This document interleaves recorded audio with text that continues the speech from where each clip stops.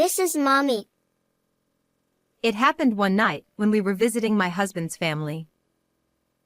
My 5-year-old niece suddenly pointed to a terrifying picture in the storybook I was reading to her. No way.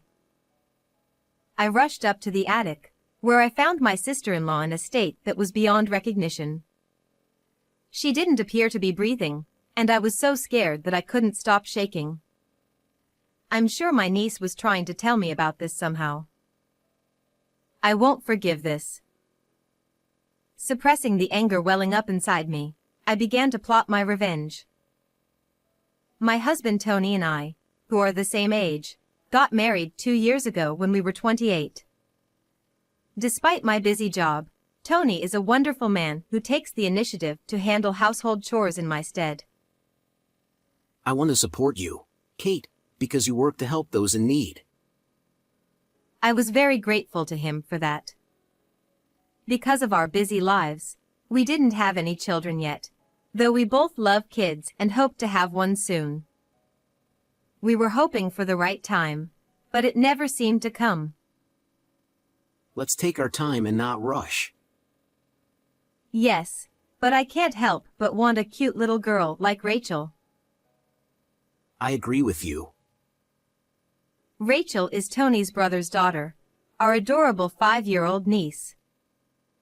Tony's brother Kevin took over the family farm and lived with his wife Beth, Rachel, and his parents in a rural town far from us. We could only visit to help with the farm during Easter holiday and stay for a few days during summer and Christmas holidays.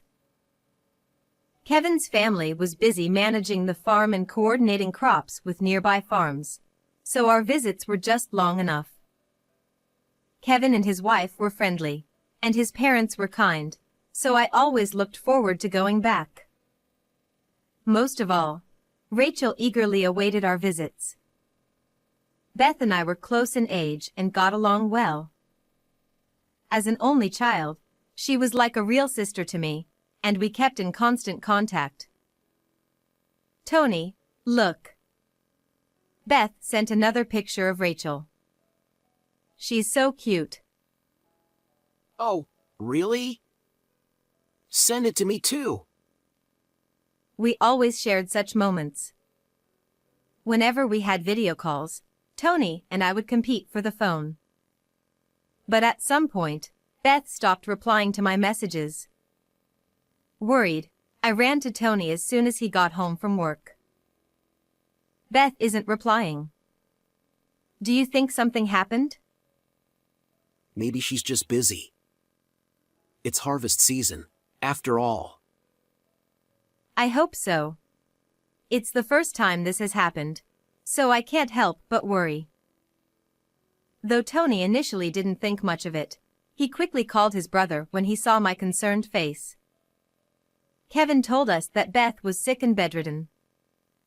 Worried, I asked Tony to let me speak to Kevin directly. Is Beth okay? What are her symptoms? I bombarded him with questions out of concern for her. Kevin sighed deeply on the other end of the line. You know, it's not really appropriate to pry into other people's families. Just leave it alone. He didn't answer my questions and abruptly ended the call. What happened to Kevin? I was shocked by his uncharacteristically blunt attitude. Feeling that I might have overstepped, I reflected on my approach. Even so, I couldn't stop worrying about Beth and thought about visiting them, but my work schedule was full, so I couldn't make the trip. It was late July, and I hoped to see her well when we visited during the summer. A few weeks later, in August, Tony and I visited his family home. Since we hadn't received any contact from Beth, we were worried that her condition might be quite severe. Kevin, where's Beth? She's not here right now. Wondering what was going on, Tony's mother informed us that Beth had been hospitalized. As expected, the situation was serious, and both my husband and I were shocked. While we're here, we'd like to visit Beth in the hospital. Unfortunately, Only immediate family members can visit her. That sounds pretty serious. I almost voiced my concern, but felt it wasn't appropriate, so I swallowed my words. Another worry on my mind was my niece, Rachel. Usually a cheerful and talkative girl, she was unusually quiet. She's probably feeling anxious because her mom isn't around. I thought of ways to cheer her up and make our stay enjoyable for her. While I was placing our luggage in the room, Rachel quietly approached me. Kate, What is it? Do you want to talk? She seemed nervous and fidgety, possibly because it had been a while since we'd last seen each other. She stared at me as if wanting to say something, but just as she opened her mouth, Kevin quickly walked in. Rachel, Kate and Tony are tired. Go play over there. We're fine, really. But Kevin insisted.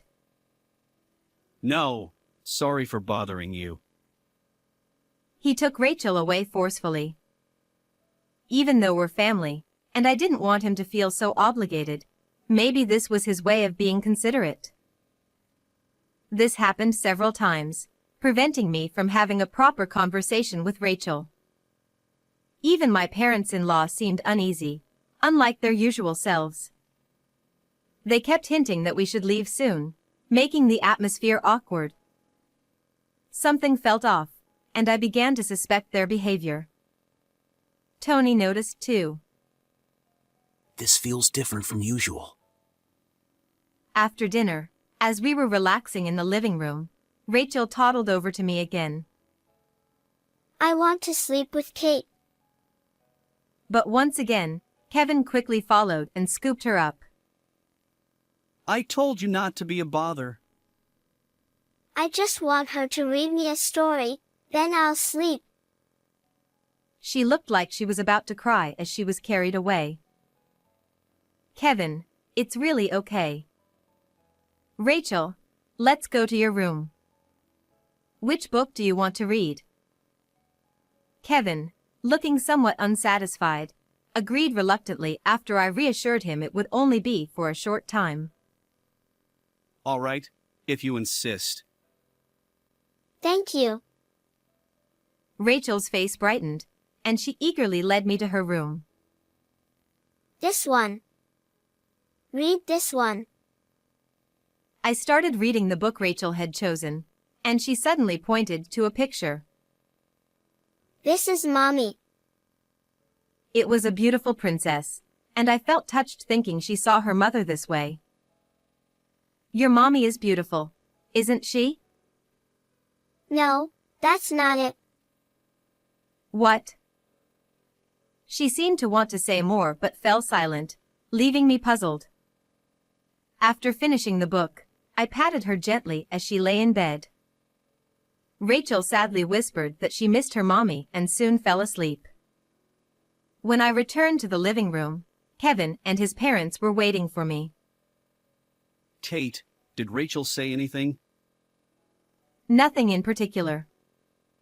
She fell asleep right after I read to her. Kevin looked relieved at my words. Then, his mother whispered something to him and turned to me with a smile. Thank you. Now that the child is asleep, it's time for the adults to enjoy. With drinks flowing, Tony, Kevin, and his parents were soon in a festive mood. As the night wore on, they all fell into a deep sleep. To check on Rachel, I went to her room and found her sound asleep, her face adorably peaceful. I watched her for a while, feeling a sense of calm, but I couldn't shake off the feeling about her behavior before bed. I picked up the storybook we had read and flipped through the pages until I saw the picture she had pointed to earlier. Suddenly, I realized how terrifying it was. No way. It can't be. But I have to be sure. Before I knew it, I was running up the stairs to the attic. When I opened the door, I was speechless. There was Beth, who I had been told was hospitalized, lying there emaciated and unrecognizable. Beth. I rushed to her, shaking her and calling her name, but there was no response. What should I do? I was trembling with fear, unsure if she was even breathing. I hurriedly and quietly woke my husband, who was sleeping. Tony was initially shocked but managed to carry her to the car and take her to the hospital without alerting the family. At the hospital, the doctor muttered, "Let's hope she makes it." Hearing this, I couldn't stop shaking with anger and sadness. There's no doubt Kevin and his parents are involved in Beth's condition. The anxious behavior since our arrival made sense now. I decided to gather evidence so they couldn't escape responsibility. The next morning, I'd like to take Rachel to the new shopping mall. How about everyone coming along? Tony suggested during breakfast. Rachel eagerly agreed, but the others were less enthusiastic. Kevin and his parents exchanged glances and seemed to communicate silently. You two take Rachel. We'll stay. Yeah, please take her. They clearly weren't interested in going. But Tony insisted. It doesn't make sense if the whole family doesn't go. Reluctantly, they agreed to come along. Once everyone got in the car, I pulled out my phone from my pocket. Oh, sorry. I have a work call. You go ahead. I'll catch up. What? Ignoring their surprise, Tony stuck his head out the window. Okay. He locked the car doors and drove off slowly. From inside the car, I could see Kevin and his parents desperately trying to say something to Tony, likely urging him to turn back. But Tony kept driving until the car was out of sight. Grateful to Tony, I started searching the house to find evidence against them. What I discovered enraged me. This is unforgivable. I resolved to seek justice for Beth. In the evening, Tony and the family returned. Rachel had fallen asleep and was being carried by Tony. I'll put her to bed. I'm also tired from driving, so I'll rest a bit. He took Rachel to her room. As I watched them, my mother-in-law approached. Kate, why didn't you come? We were waiting for you. I'm sorry. I got caught up with some work. That sounds tough. Did anything unusual happen? Were you in the living room the whole time? She kept questioning me about where I was and what I did after they left. Meanwhile, Kevin went to check the attic. Shortly after, he came running back to his parents. Mom! Dad! This is bad! Not here. Let's talk over there. Sensing it was something serious, they moved away from me to talk. They occasionally glanced my way while whispering. Curious, I approached them. What's going on?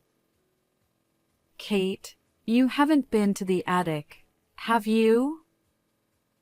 She asked quietly, her eyebrows furrowed.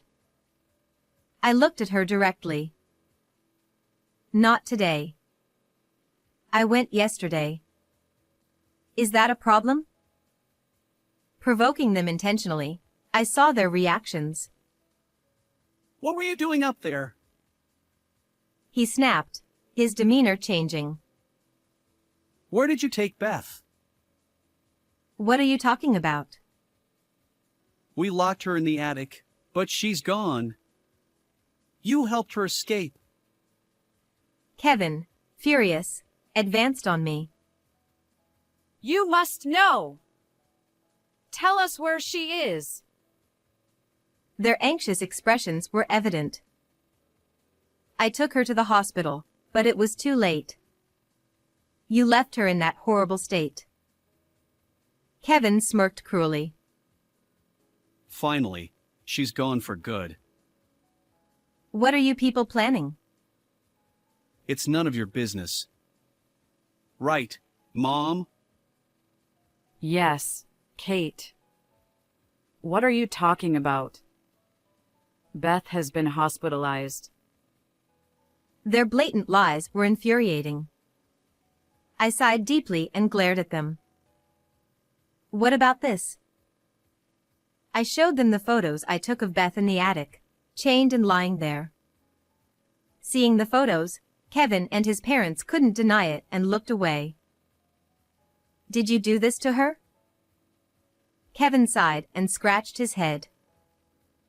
She went to the attic on her own. His ridiculous excuse was met with my incredulous smile. Did they think I would believe that? I decided to take the next step. This is the reason, isn't it? I slid a document across the table. Kevin snatched it and went pale. How did you get this? We searched everywhere. It was a document that recorded some financial transactions, and in my sister-in-law's handwriting, it said, "Something's wrong with the flow." Where did this discrepancy go? I found it hidden in Rachel's bookshelf during my search. Let me ask differently. This is evidence of your fraud, right? Kevin crumpled the document and took it to the kitchen. He turned on the stove and burned it. Too bad. Now there's no evidence. He mocked me, waving his hands dismissively. After that, he came back, leaned on the table with his elbows, and looked at me with a smug expression, as if he wanted to say, "I did it." Beth found out about our scheme, so we had to silence her. Feeling assured without evidence, Kevin boasted about their scam. They had been buying crops cheaply and selling them at a higher price, pocketing the difference. When Beth discovered this, she confronted them. Beth couldn't ignore it once she knew. We told her to keep quiet, but she wouldn't listen. So you locked her in the attic to silence her? I was shocked by their actions and reasoning. As I listened, they vilified Beth, claiming they were justified. I was appalled. Mother-in-law signaled to Kevin. But searching the house is rather rude. City girls have no manners. Since you know, you're going to the attic too.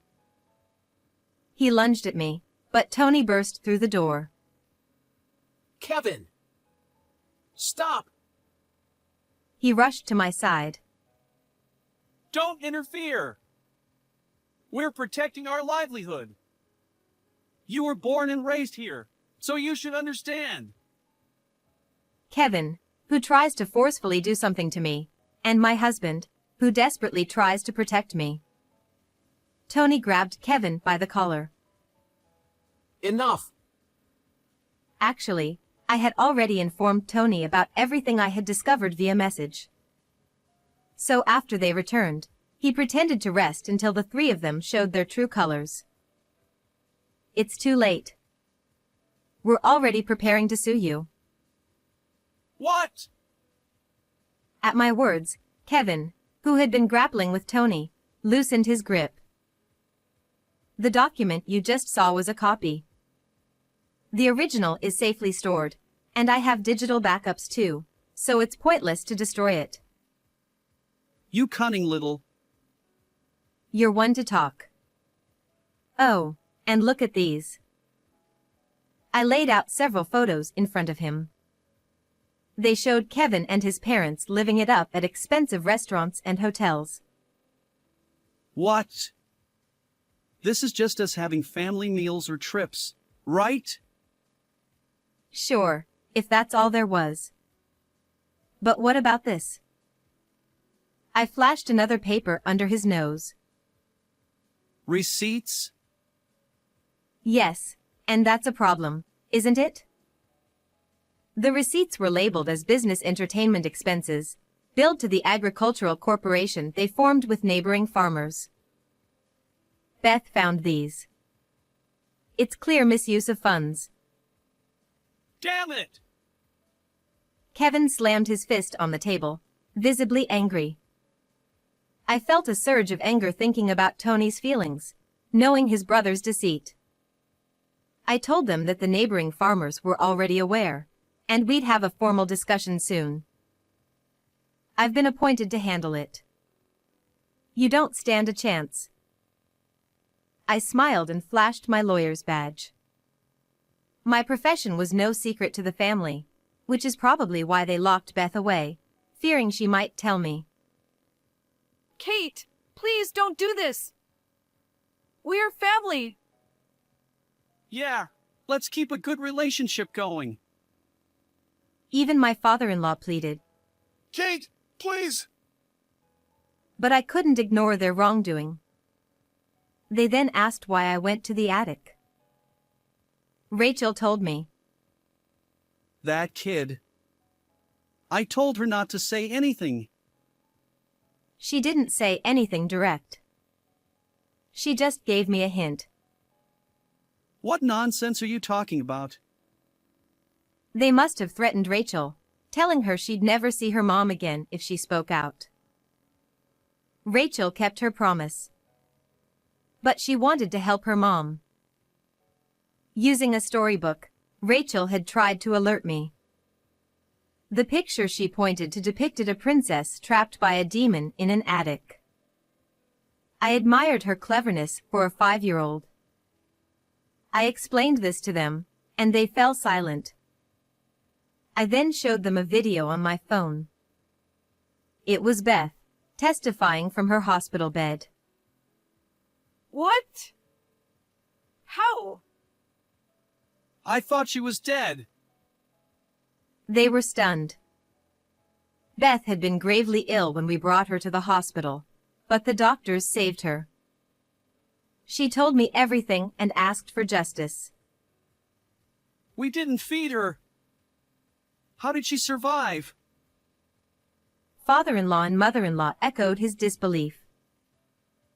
Rachel played a big part. That brat again. Rachel had been sneaking food and water to her mother. Her compassion and intelligence were remarkable. I had no idea. They were at a loss for words. Watch the rest of the video. In it, Beth firmly stated her intention to file charges and divorce Kevin.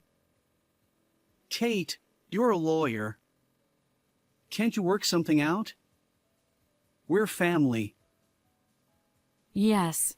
Please tell Beth that suing us is pointless. Their begging was pathetic. Tony looked heartbroken. I'll handle this case too. Prepare yourselves. When I said that and pushed them away, they muttered, "No way," and hung their heads right there. Later, the family was sued by the neighboring farmers. They agreed to repay the difference in sales revenue in a lump sum. Beth filed charges against them for her treatment, and they faced legal consequences. They had to pay $50,000 in damages and medical expenses, and Beth got a divorce. Naturally, she got custody of Rachel and was awarded $80,000 in child support. Kevin and his parents sold their property to pay, losing everything. They came to us, begging for help. We're cutting ties. Don't contact us again. They left dejected, and we haven't heard from them since. Beth and Rachel moved to her parents' place and are doing well. We see them often, and Rachel is a joy to be around. Play with the baby when it's born. I found out I was pregnant after the ordeal, and Rachel is excited. I plan to work up until the birth, continuing my role as a lawyer helping those in need. How was today's story? Please subscribe to our channel. See you in the next video.